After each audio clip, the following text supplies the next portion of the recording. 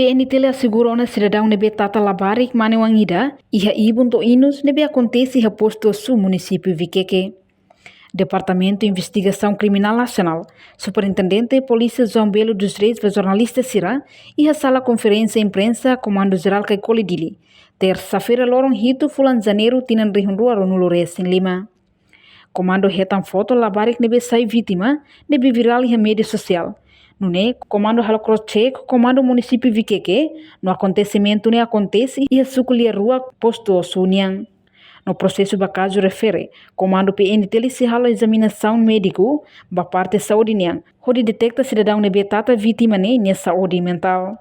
Ami horse começa halo na cross-check baseado ba publicação media socialnya, ami halo cross-check ba comando município Viqueque, ami retan informação kata close duni, iha acontecimento iha suculeruca parte usunia eneba acontece ema adulto sida tata lavari quase idade 8 anos sansane ninha inus depois ninha resulta ninha inus kotu e to mai ninha ibu odi nune comando município Viqueque halo na atuação suspeito detengo na iha comando município e depois processo termai a se halo examinação médico curso examinação médico a parte saúde atau detecta emana ninha condição de saúde depois nós se apresenta para o Ministério Público e a preocupação seluk agora dadau a halo la aproximação para família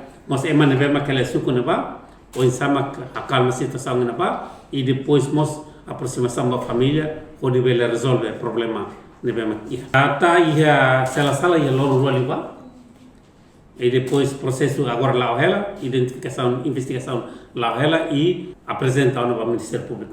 E da mesma coisa na tete e te se halo examinação médico a tu determina que emanenya condição de saúde ou sabe. Se a condição de saúde normal e te apresenta ao Ministério Público tu ir caso crime ninguém.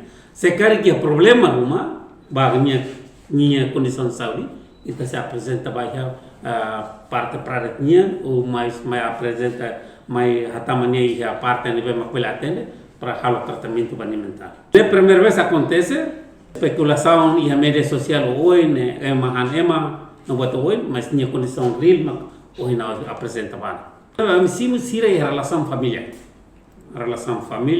tanto direta ou indireta, me ladun hatene, mas é a relação família entre vítima e suspeito. Reportagem Melania Conceição, Televisão Timor-Poste. Janela informação ba emogoto. Atua tem informação atual dia clio, kita haluha, haneham botão subscribe, like, halo comentário, no fahe tutang ba media social hoto.